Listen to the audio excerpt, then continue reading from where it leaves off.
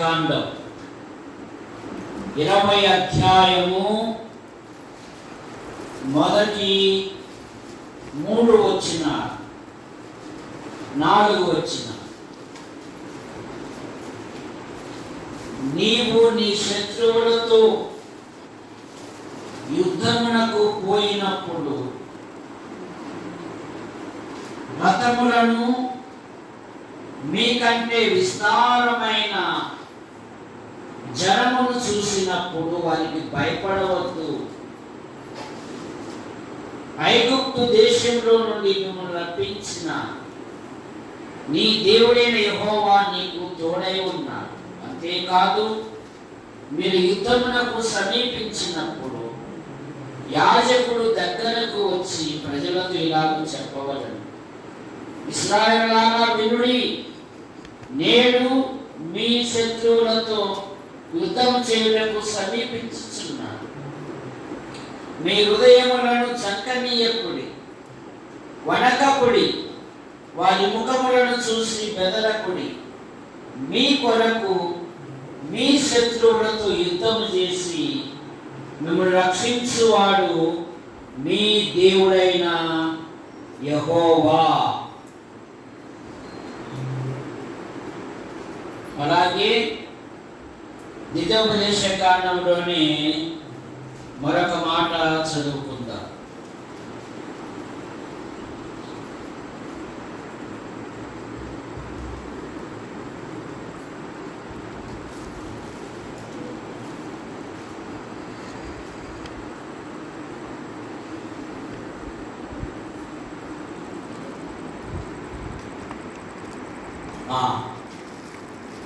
అందులోని 8వ వచ్చి నాయకుడు జనులతో ఎవడు భయపడి మెత్తని గుండె గలవాడగునో వాడు తాను అధైర్యపడిన రీతిగా తన సహోదరుల గుండెలు అధైర్యపరచునట్లు తన ఇంటికి తిరిగి వెళ్ళవచ్చు. ఆ బ్యాగులు వాళ్ళు ప్రార్థన చేసుకుంటారు. ప్రేమించిన మా తండ్రి, పెసరవాయి క్రైస్తవ కూడిక గృహం చేర్చబడిన ప్రతి కుటుంబాన్ని బట్టి మీకు స్తోత్రములు. వాడాల సీను కుమార్తె వివాహములో అద్భుతమైన సహాయం చేశారు. ఆ యవన దంపతులను కూడా మీరు ఆశీర్వదించమని అడుగుతున్నా. ఇప్పుడు కొద్దిసేపు నీ వాక్యమును ధ్యానిస్తుండగా మీరు మాతో మాట్లాడండి. ఎంత శబ్దం దారెందుకు వింటున్నారో ఆకర్షించమని యేసు ప్రభు నామములో ప్రార్థిస్తున్నాం తండ్రి, ఆమేన్. మనమందరము రక్షించబడిన పిల్లలము. మన ఆధ్యాత్మిక జీవితములో ఈ భ్రష్ట లోకములో మనము ప్రతిరోజు ముగ్గురిని జయించాలి. ఎవరున్నమ్మా? 1 తులసమ్మ, 2 పెద్దక్క, 3 మారమ్మ కదా. ఎవరిని జయించాలి? 1 శరీరాన్ని జయించాలి, 2 లోకాన్ని జయించాలి, 3 అంధకార సంబంధమైన దురాత్మల సమూహమును జయించాలి. కనుక విశ్వాసి ఎల్లప్పుడూ జయవీరుడుగా ఉండాలి, జయించని వారుగా ఉండాలి. ఏమంటున్నాడు 8వ వచనములో? ఒక శ్రేష్టమైన మాట 8వ వచనం, నాయకుడు జనులతో ఎవడు భయపడి మెత్తని గుండె గలవాడగునో వాడు తాను అధైర్యపడిన రీతిగా తన సహోదరుల గుండెలను అధైర్యపరిచినట్లు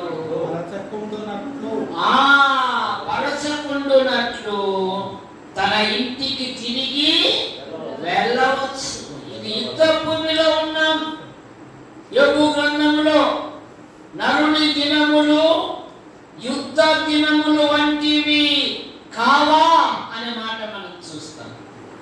ఈ యుద్ధ భూమిలో మన ఆధ్యాత్మిక జీవితంలో విశ్వాసమునకు కర్తయు దాన్ని కొనసాగించువాడైన యేసుక్రీస్తు వైపు చూచుచు మన ఎదుట ఉంచబడిన పందెములో మనం ఓపికతో సాగాలి. అది ఇశ్రాయేలు యొక్క యాత్ర. వారు వాగ్దాన దేశంలో వెళుతూ ఉన్నారు. గోత్రానికి ఒకరు లెక్క 12 గోత్రాలకు 12 నాయకులను వాగ్దాన దేశానికి పంపారు. అప్పుడే ఎన్ని గుంపులైనాయి? అప్పుడే 12 మందిలో ఎంతమంది అయ్యారు? 10 మంది ఒక గుంపు అయ్యారు, 2 ఒక గుంపు అయ్యారు.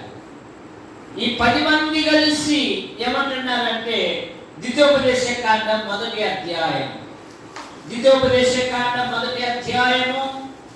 28వ వచనం. 1వ అధ్యాయం 28వ వచనం. మనం ఎక్కడికి వెళ్ళగలము? మన సహోదరులు అక్కడి జనులు మనకంటే బలిష్ఠులను ఎత్తరులై ఉన్నారు. ఆ పట్టణములు ఆకాశము అంటుకొని ప్రాకారములతో ఉన్నవి. అక్కడ అనాకీలను చూసితిమి, వారి దృష్టికి మేము మిడతల వలె కనబడితిమి.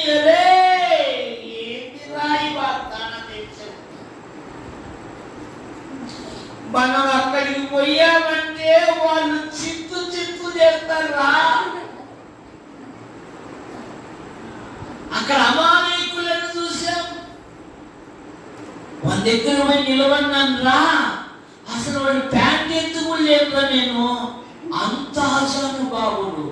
వారి పట్టణాలు ఆకాశాన్ని అంటుకొని ఉన్నాయి. మనం ఎక్కడికి వెళ్ళగలము? విశ్వాసీ జీవితంలో విశ్వాసముతో కొనసాగుతున్నప్పుడు అనేకమైన అభ్యంతరాలు, అనేకమైన తొందరలు, అనేకమైన సమస్యలు వస్తాయి.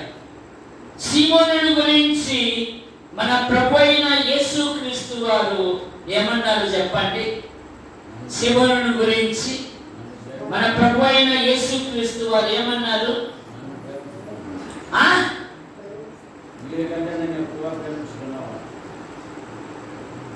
సీమోనా, సాతానుడు నిన్ను జల్లించుటకు ఇష్టపడను. నీ నమ్మిక తప్పిపోకుండానట్లు నేను నీ కొరకు ప్రార్థించితిని, వేడుకొంటిని. కదలికలు వస్తాయి, కానీ నేను కదల్చబడను అన్నట్టుగా విశ్వాసం ఉండాలి. నేను ఉద్యోగంలో ఎన్నో కదలికలు వస్తాయి. రాజుగారు అంటారు, అబ్బాయి దానియేలు బాగా చురుగ్గా పనిచేస్తున్నాడు, మీ అందరి పైన దానియేలును ఉన్నతమైన వ్యక్తిగా పెడతానయ్యా అన్నాడు. అంతే. కిందన్న వాళ్ళు ఏం చేశారు? ఏంద్రయుడు మన దేశానికి బానిసగా వచ్చి 10 శ్రేష్ఠులుగా కనపడి వాళ్ళ స్నేహితులు కూడా ప్రార్థనా పరులు.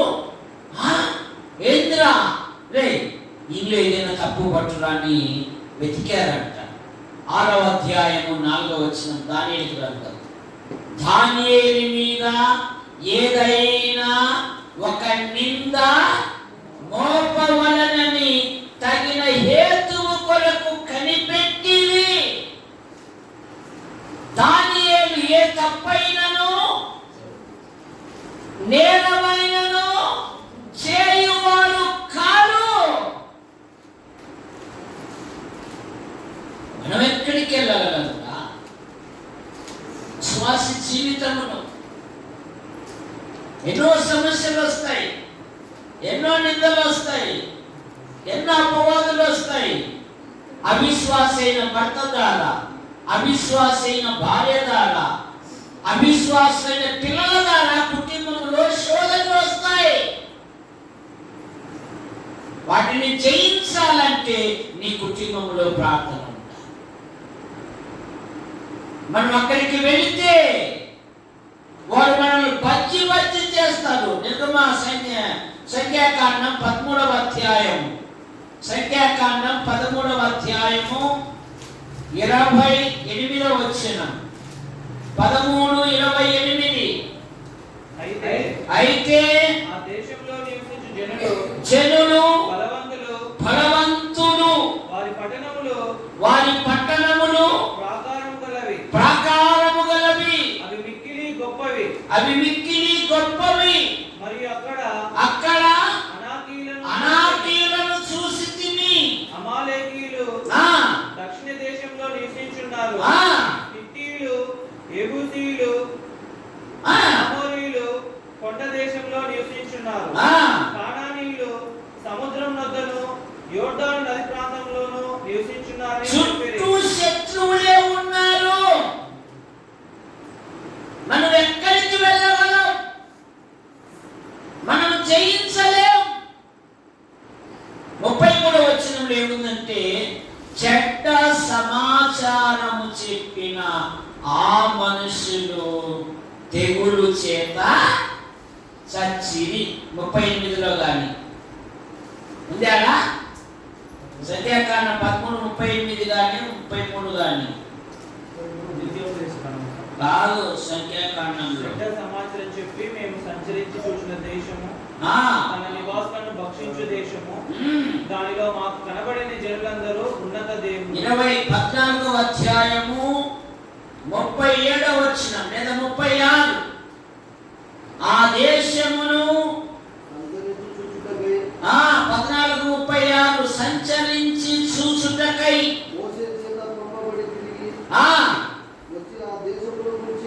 ఆ దేశమును గూర్చి చెడ్డ సమాచారము చెప్పుట వలన సర్వ సమాజము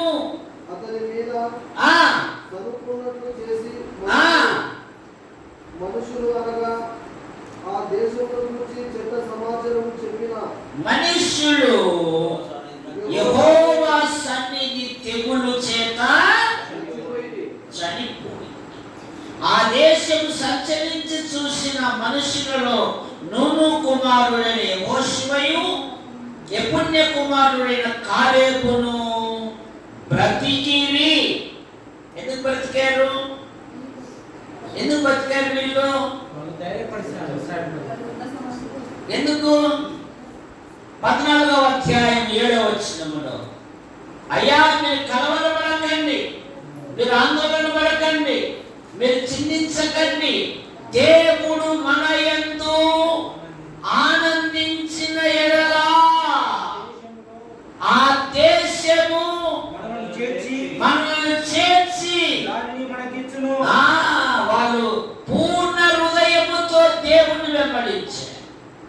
నీ ఆధ్యాత్మిక జీవితంలో లోకము యొక్క వింతలు విడ్డూరాలు విన్నప్పుడు నువ్వు తొందరపడాల్సిన పనిలే, ప్రార్థన చేయాలి. బైబిల్ ఏం చెప్తుంది? మీలో ఎవరికైనా శ్రమ కలిగేనా ఏం చేయాలి? మాకి కష్టం, మాకి దుఃఖం, మాకి వాళ్ళు బైబిల్ చదవాలి, ప్రార్థన చేయి. అసలు కూడికి దగ్గర ఆదివారం మాత్రం వచ్చిపోతారు. వాళ్ళకి ఏ కష్టము లేదు, మాకు అన్ని కష్టాలే. ఆ శ్రమలలో నువ్వు దేవుని ఘనపరచు, నువ్వు దేవుని భయపడపరచు. ఎందుకంటే ప్రాకారములను పడగొట్టువాడు వారికి ముందుగా నడుచును. మీకా గ్రంథం 2:13లో నిన్ను ఏవైతే అడ్డగిస్తున్నాయో, ఏదైతే ఎదుర్కొనలేకపోతున్నావో వాటన్నిటిని సాల్వ్ చేయువాడు మన ప్రభువైన యేసుక్రీస్తు. కనుక ప్రభు కొరకు ధైర్యవంతులు కావాలి. యెహోషువ నిండు మనస్సుతో దేవుని వెంబడించాడు కనుక మోషే నువ్వు కాని మాట పలికావు, వాగ్దాన దేశాన్ని నీ నేత్రాలతో చూస్తావు కానీ నీ అడుగు అందులో పడదు. ఇప్పుడు ఏమంటున్నాడు చూడండి, 3వ అధ్యాయం 28వ వచనం, ద్వితీయోపదేశ కాండం 3వ అధ్యాయము 28వ వచనం. యెహోషువకు ఆజ్ఞ ఇచ్చి అతన్ని ధైర్యపరచుము. వృద్ధులు, వృద్ధాప్యములో ఉన్న విశ్వాసులు, యవన పిల్లలను, యవన విశ్వాసులను ధైర్యపరచాలి. మా తరువాత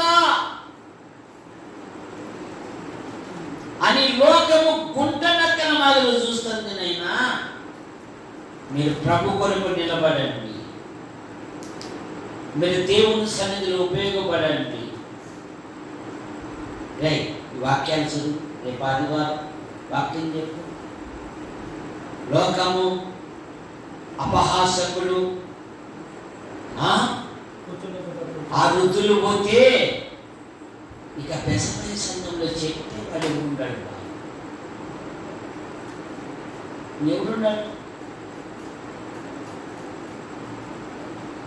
నాయను నా తర్వాత నాది అని కాదు.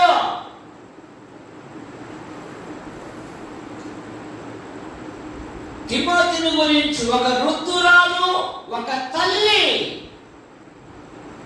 తిమోతిని దేవుని పనికి వాడుకునే అర్హమైన పాత్రగా తీర్చిదిద్దారు. నేనా దైవజనం. అపోస్తలుల కార్యాలు 16వ అధ్యాయం 1-2 వచనాలలో పౌలు దెర్బేకును లుస్త్రాకును వచ్చాను. అక్కడ తిమోతిని ఒక శిష్యుడు ఉండేను. 2 సంఘాల సహోదరుల చేత మంచి పేరు పొందినవాడు. యవన పిల్లలు ఏం కలిగి ఉండాలి? యవనంలో నలుగురి చేత మంచి పేరు.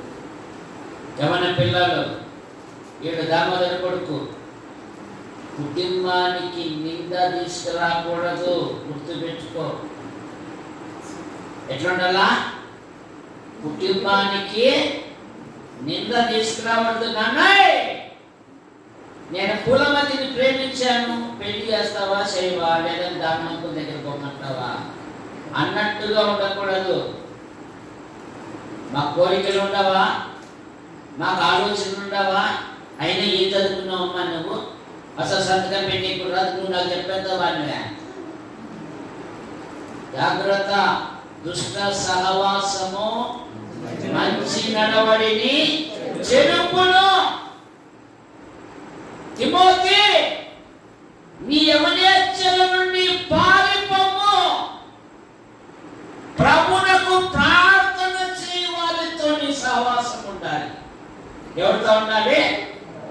ప్రభువునకు ప్రార్థన చేయవారితో, ప్రభు పనిలో ప్రయాసపడే వారితో, ప్రభు పనికి ఇష్టపడే వారితో నీ సహవాసం.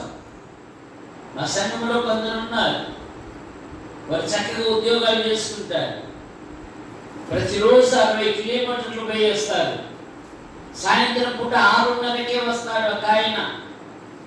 అప్పుడప్పుడు చేయలేని ఆయన చూసింటారు నా యూట్యూబ్లో. 7 గంటలకల్లా వచ్చి కూర్చుంటాడు. అరగంట టైంలో అట్లా ముఖం మీద నీళ్ళు పోసుకొని వచ్చి కూర్చుంటాడు. అంతే, నేను డ్యూటీ పోయి ఇచ్చినాను, మరి నా భార్య పిల్లలకి ఏమన్నా టిఫిన్ తేవాలా, ఇడ్లీ తేవాలా, సాయంత్రం పూట ఏమైనా తీసుకుపోదామా ఆలోచనలు కాదు. దేవుని మందిరం, దేవుని సంఘం. కనుక పెసరవైలో ఉన్న యవనస్తులు విద్యతో పాటు దైవిక భయం కలిగి ఉంటే మీ జీవితాలలో దేవుడు అద్భుతమైన కార్యాలు చేస్తారు. యెహోషువతో అంటున్నాడు, దేవుడు అంటున్నాడు మోషేతో, అతన్ని ధైర్యపరుచుము. మా తర్వాత ఎవరు లేరు అనే పదము లేదు. మా సంఘములు యువకులు ప్రకటించేవారుగా ఉన్నారు. మా సంఘములు యువకులు ప్రార్థించేవారుగా ఉన్నారు. మా సంఘములు యువకులు పాటలు పాడేవారుగా ఉన్నారు. మా సంఘంలో యువకులు అనేకులను దేవుని మందిరానికి నడిపించే యువకులుగా ఉన్నారు.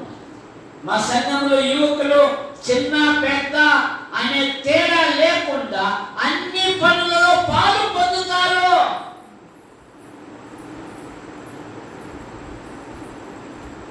సంఘాన్ని కాపాడుకోవాలి. సంఘము కొరకు ప్రార్థన చేయాలి. ధైర్యవంతులు కావాలి. రెండవ మాట, సంఖ్యాకాండం 25వ అధ్యాయము 7వ వచనం. సంఖ్యాకాండం 25:7. యాజకుడైన అహరోను మనవడును ఎలియాజరు కుమారుడైన ఫీనెహాసు అది చూసి సమాజం నుండి లేచి ఈటెను చేత పట్టుకొని పడక చోటికి వెళ్ళి ఇశ్రాయేలుల వెంబడి వెళ్ళి అనగా పోటుతో పొడి చేశాడండి ఫీనెహాసు. దేవుని సర్వ సమాజం అంతా దేవుని సన్నిధిలో ఉంటే బలి తెగించిన యువకుడు, బలి తెగించిన ఒక యువతి సమాజము ఎదుట అక్రమమైన పని చేయడానికి ఒడిగట్టారు. ఫీనెహాసు గురించి దేవుడు ఏం చెప్తాడంటే, నేను ఓర్వలేని దానిని తాను ఓర్వలేక తెగులు నుండి రక్షించాడు. అందుకని అహరోను యొక్క యాజకత్వము దేవుడు ఎవరికి ఇచ్చాడు? ఫీనెహాసుకి ఇచ్చాడు. ఎందుకు? ఫీనెహాసు యవనస్తుడు, వాళ్ళ తాత ఊరు. ఆ నిర్గమకాండం 17వ అధ్యాయంలో మోషే చేతులు పనివెక్కినప్పుడు ఒకరు ఈ పక్క ఓరు ఆ పక్క ఉన్నారు. అతని మనవడు ఈ ఫీనెహాసు. చూసారా? తన విశ్వాసాన్ని తన ఇంటిలో తన పిల్లలకు తాత యొక్క వరాన్ని మనవడు పొందాడు. అహరోను యొక్క యాజకత్వాన్ని దేవుడు ఫీనెహాసుకి ఇచ్చాడు. ఎందుకు? నేను ఓర్వలేని దానిని తాను ఓర్వలేదు అంటారు. కనుక యవనస్తులారా, మీ ఆధ్యాత్మిక జీవితంలో దేవుడు వాడుకునే అర్హమైన పాత్రగా ఉండాలి. 2వ దినవృత్తాంతములు 26వ అధ్యాయము 17-18. ఉజ్జియా నేను రాజునుగా దాని అతిశయముతో అతి పరిశుద్ధ స్థలములోకి మనస్సును గర్వించి ధూపార్తి తీసుకొని దేవుని సన్నిధిలో వెళుతున్నప్పుడు యువకులైన యాజకులు రాజుగారు, అది నీ పని కాదు. రాజుని ఎదిరించిన లేవీయులు, తప్పును ఖండించిన లేవీయులు యాజకులు గద్దించారు. అది నీ బాధ్యత కాదు. వెంటనే నొసట కుష్ఠరోగం పుట్టి వెలుపలికి వచ్చేశాడు. ఇక జీవితాంతము రోగముతో బాధపడుతున్నాడే కానీ పశ్చాత్తాపం లేదు. వైద్యులనే పట్టుకున్నాడు కానీ పరమ వైద్యుని వదిలిపెట్టాడు. జాగ్రత్త, అది నీ పని కాదు, యాజకుల పని.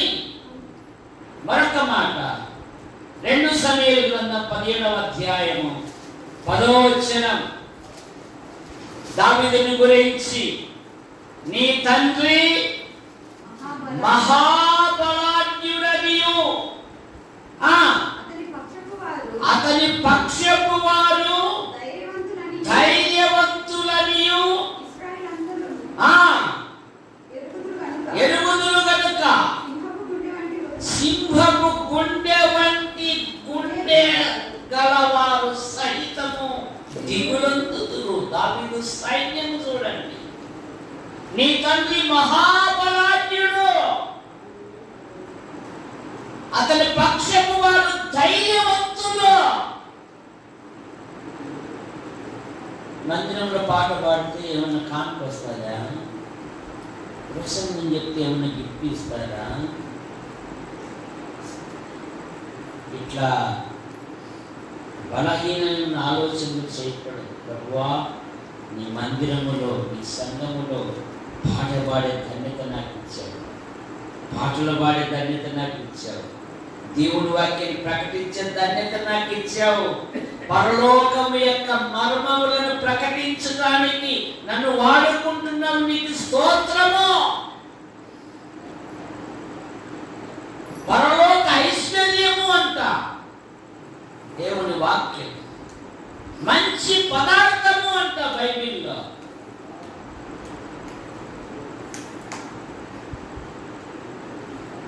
దినాలలో విశ్వాసులు 30 సంవత్సరాలు 40 సంవత్సరాలు విశ్వాసం అని చెప్పుకుంటున్నారు, కానీ ప్రభు దినమున పట్టుమని 10 నిమిషాలు వేసి ప్రభుని ప్రకటించేవారు లేరు. ఎక్కడుంటున్నావు నీ ఆధ్యాత్మిక జీవితంలో? ఎన్ని సంవత్సరాలు రక్షించబడి అంటే ఇంకా వందనాలు కూడా చెప్పారు నాకు. వాక్యం తెలుసు, ప్రార్థన తెలుసు, మందిరంలో వాడబడితే ఆశీర్వాదం అని తెలుసు కూడా. నాకేం లాభం? యోగు గ్రంథంలో ఆయన ప్రార్థన చేయుట చేత మాకేమి లాభం కలుగును అంటున్నారండి. వీళ్ళకి ఏది చేసినప్పుడు ఏం కలగాలంట? లాభం. అలాగైతే నష్టపోతావు నీ ఆధ్యాత్మిక జీవితంలో. మరొక మాట 27వ కీర్తన 3వ వచనం.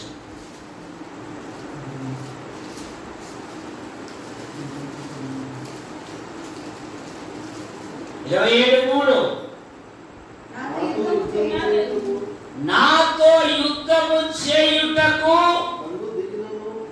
దండు దిగినను నా హృదయము భయపడదు,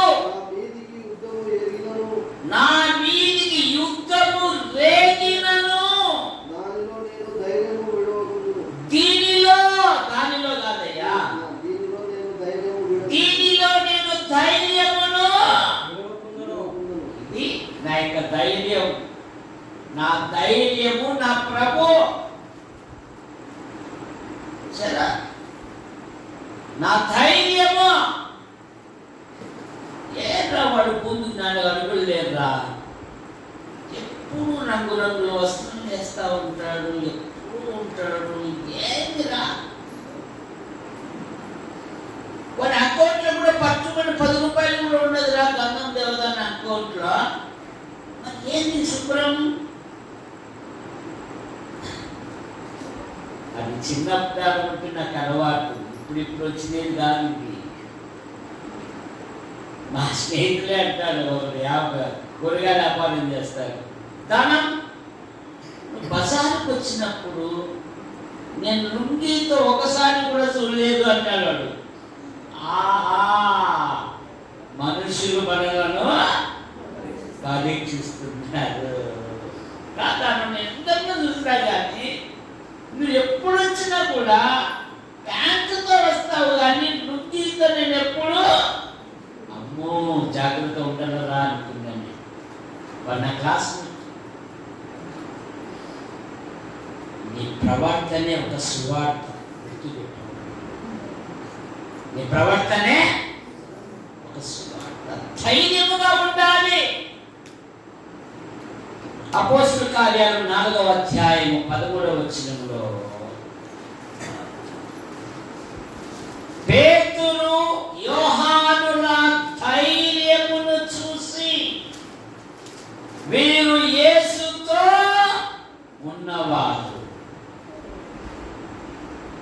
వారి విద్య లేని పామరులు.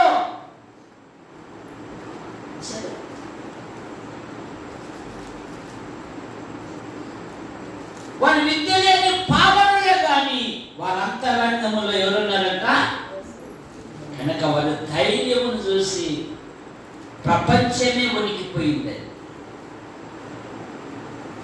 క్రైస్తవ్యాన్ని దూషించుటకు, పాడు చేయుటకు, హింసించుటకు హానికరమైన మాటలు ఉపయోగిస్తూ ఉంది లోకం. కానీ చరిత్ర వైపు చూడు, క్రైస్తవులను ఎదిరించిన ప్రతి రాజు, ప్రతి చక్రవర్తి, ప్రతి విరోధి మన కాళ్ళ కింద ఉన్నారు వాళ్ళు. కానీ బైబిల్ విరాజిల్లుతూనే ఉంది. దూషించిన పౌలు, హింసించిన సౌలు పౌలుగా మార్చబడ్డాడండి. కానీ అలాంటి తుచ్చకరమైన మాటలు క్రైస్తవ్యం ఎప్పుడు మాట్లాడు. ఎందుకు పనికిరాడు? అలా మాట్లాడేవారు, అలా ఎదిరించేవారు వాళ్ళ కుటుంబాలలో, వాళ్ళ జీవితాలలో చూస్తే, వారి కుటుంబాలలో చూస్తే తినడానికి పిడికిన అన్నము కూడా ఉండదు. ఎందుకో తెలుసా? భయపడించి బతికేదానికి క్రైస్తవ్యాన్ని ఉపయోగించుకుంటున్నారు వాళ్ళు. భయపడించి బతికేదానికి. జాగ్రత్త. నీ ఆధ్యాత్మిక జీవితంలో సహోదరులైనా సహోదరి అయినా ధైర్యంతో ఉండాలి. ఎలా ఉండాలి? ధైర్యంతో. ఎందుకంటే ప్రకటన గ్రంథంలో ఒక మాట ఉంది, 21:8, పిరికి వారును, అవిశ్వాసులను, అసహ్యులను రెండవ మరణంలో పాలు పొందు. పిరికితనం ఉండకూడదు. ధైర్యంతో నీ కుటుంబాన్ని కట్టుకోవాలి. ఇది నా కుటుంబం. ఇశ్రాయేలు దేశం చిన్న దేశం, కాని దేశంలో అన్యరాజు ఇంటిలో ఉండి నమ్మకంగా ఉండి ప్రభువును గణపరుస్తూ తన యజమానుని దేవుని వైపునకు మళ్ళించి, తన యజమానుని అమ్మగారు నా ఊళ్ళో ఒక ప్రవక్త ఉన్నాడు, ఆయన దగ్గరికి వెళ్తే అయ్యగారు తప్పకుండా బాగుపడతారు. ఎంత గొప్ప అద్భుతం! ఇశ్రాయేలు అనగా పోరాడువాడు, పోరాడున్నది. యాకోబు రాత్రంతా పోరాడు. ఎపఫ్రొదితు ఎల్లప్పుడూ నీ కొరకు తన ప్రార్థనలలో పోరాడుచున్నాడు.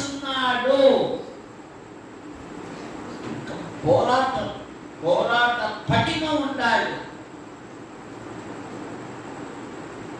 యోహానంకులకు వాయిదా అంటే సరిపోదు. రేపు చేస్తామని అంకులంటే ఈరోజు ఏమి అంటాడు? ఆయన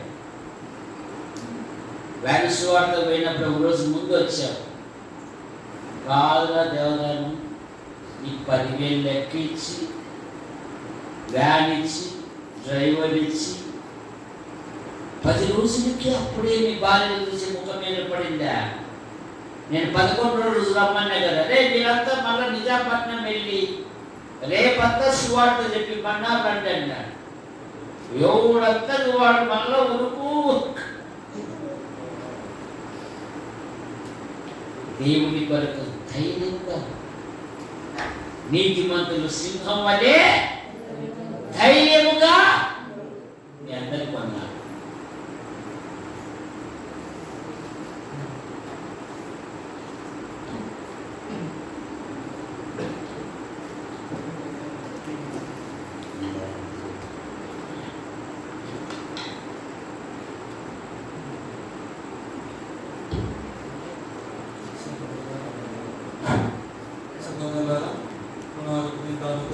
మనం దేవుని వాక్యాన్ని విన్నాము. చక్కటి వర్తమానంతో మనము నిన్నటి సాయంకాలం నుంచి ఇంతటి వరకు దేవుడు మన మధ్య ఉండి దేవుని దాసుని పంపించి వాక్యాన్ని చక్కగా మనకు వినిపించినందుకు మనము కృతజ్ఞతలు తెలుపుతూ ఉన్నాము. ఈ సమయంలో మన సహోదరుడు సమీర్ గారు వారి యొక్క వ్యవసాయ పనుల నిమిత్తమై ట్రాక్టర్లో కొనుక్కు తెచ్చుకున్న విధానాన్ని బట్టి వారు కొంత పలహారాన్ని తెచ్చారు. కాబట్టి అందు నిమిత్తము సహోదరుడు ఆనంద్ గారు వచ్చి ప్రార్థిస్తారు. అలాగే ముగింపు ప్రార్థన జోసఫ్ అంకుల్ గారు ప్రార్థిస్తారు. ప్రేమ తండ్రి, దైవమున్న మీ ఎంతవరకు దైవం వచ్చి మనకి ఇచ్చిన మమ్మల్ని క్షేమకరంగా మీ పాదాలు చెంత వచ్చినందుకు దాన్ని మీకు స్తోత్రాలు. అలాగే వినుబుద్ధి మాలో పుట్టించి మా హృదయాలను సరిచేసి అనేక రకాలైనటువంటి అంశాల మీద మా మనస్సును మీరు నిలిపినందుకే దాన్ని మీకు స్తోత్రాలు. ఉన్న ప్రతి వర్తమానాన్ని మా హృదయంలో మా జీవితంలో భద్రపరచాలి. అలాగే నేను ఎదుగైనా మంచి ఆలోచన చేత ముందుకు నడిపించి పొలాన్ని సరిచేసుకునేందుకు జీవనోపాధిలో కుటుంబాన్ని పోషించుకునేందుకు మీరు ఇచ్చినటువంటి ఆసరాన్ని బట్టి తండ్రి మీకు స్తోత్రాలు చూపిస్తున్నాం. తెచ్చుకున్నటువంటి ఆ వాహనాన్ని ట్రాక్టర్ను మీరు నియమించండి. ఎలాంటి వాటి ద్వారా అపాయకరమైన సంఘటనలు కుటుంబంలో సంభవించకుండా, అలాగే ద్వారా వాటి ద్వారా మరైనా మేలులే కానీ మరైనా వేరే ఆలోచన ఏమీ లేకుండా మీరు ముందుకు నడిపిస్తారని జ్ఞాపకం చేస్తున్నాను. దాన్ని కూడా సమయం ఇచ్చారు. వారు ప్రేమపూర్వకంగా ఇచ్చినటువంటి ఈ పలహారాన్ని కూడా మీరు నియమించి ఆశ్రయించి మరైనా వారు తీసుకున్న ఈ నిర్ణయాన్ని వారు ఉన్నంతకాలం కొనసాగించేందుకు మీరు దయ చూపిస్తారని, అన్ని విషయంలోనైనా మీ కనికరాన్ని మీ ప్రేమ నుంచి ముందుకు నడిపిస్తారని, మా ముందు ఇచ్చినటువంటి ఈ సమయాన్ని మా రక్షకుడు మా ఇమ్మచ్చుకోలేక యేసు క్రీస్తు నామములో అడిగి వేడుకొని పొంది ఉన్నాము నమ్ముతున్నాము తండ్రి. ఆమేన్. కొత్త కుండ, కొత్త పాత్రలో ఉప్పు వేయాలి. ఆ ఉప్పు నీటి వద్దకు తీసుకుని పెట్టాలి. కనుక మన ఆధ్యాత్మిక జీవితంలో కొత్త పాత్రగా మనం మారాలి. కొత్త పాత్రగా ఉండాలి. ఇతరులకు మన యొక్క సంభాషణ ఉప్పు వేసినట్లుగా మనం ఉన్నప్పుడు ఆశీర్వాదించబడతాం. చూడండి, రెండవదిగా మరి శ్రీల చేత మరి నా గొర్రెలను మేపము కాయము మేపము 3 విధాలుగా ప్రభుత్వాన్ని అప్పగించాను. మూడవదిగా మరి ధైర్యంగా ఉంటుంటారు. ఈ లోకంలో ఉన్నప్పుడు ఆధ్యాత్మిక జీవితంలో అనేకమైనటువంటి పోట్లు వస్తూ ఉంటాయి. నష్టాలు, కష్టాలు, బాధలు ఎన్నో వస్తాయి. అయితే వీటన్నిటికీ సాధన దేవుడు మన ప్రభు అయిన యేసుక్రీస్తు. కనుక ఆయన వైపు చూస్తూ మనం ముందుకు సాగిపోదాం. ప్రేమ తండ్రి, పరిశుద్ధుడు దేవ, మీ ప్రేమ కృపా కరికరములను బట్టి వందనములు. నాయన గత దినము రాత్రి వేళ వీటి సువార్తలో మీరు ఆయన వినిపించిన వాక్యములను బట్టి వందనములు చెల్లించుకుంటున్నాము. ఈ దినము 3 కూడికల ద్వారా మీరు వినిపించినటువంటి మాటలను బట్టి వందనములు. చివరి దినములలో ఉన్నాము తండ్రి. మా ఆధ్యాత్మిక జీవితంలో అనుదినము నూతనముగా ఎదుగుటకు మాకు సహాయం చేయండి. మాకు కావలసిన జ్ఞానము, బుద్ధి, వివేకమును అనుగ్రహించండి. అనుదినము ప్రార్థనా జీవితమును, వాక్య పఠనమును ప్రతి ఒక్కరికి దయచేయండి. వచ్చిన ప్రతి బిడ్డను మీరు ఆశీర్వదించి జీవించండి. వారి అక్కలు కోరికలు మీ చిత్తానుసారంగా నెరవేర్చండి ప్రభువా, దయచేయండి. వారి యొక్క కుటుంబాలను ఆశీర్వదించి జీవించండి. ఇంకా ఎవరైతే కుటుంబాలలో నిన్ను నమ్ముకోకుండా, నిన్ను అంగీకరించకుండా దేవా మరి ఉన్నారు, వారికి కూడా రక్షణ దయచేయండి. ఎంత గొప్ప రక్షణను నిర్లక్ష్యం చేసినా ఎలా తప్పించుకోవడము అనేటువంటి వాక్యమును గుర్తు చేసి వారికి కూడా రక్షణను దయచేయమని, వెనుకబడిన వారిని కూడా ముందుకు తీసుకుని నీలో ఎన్ని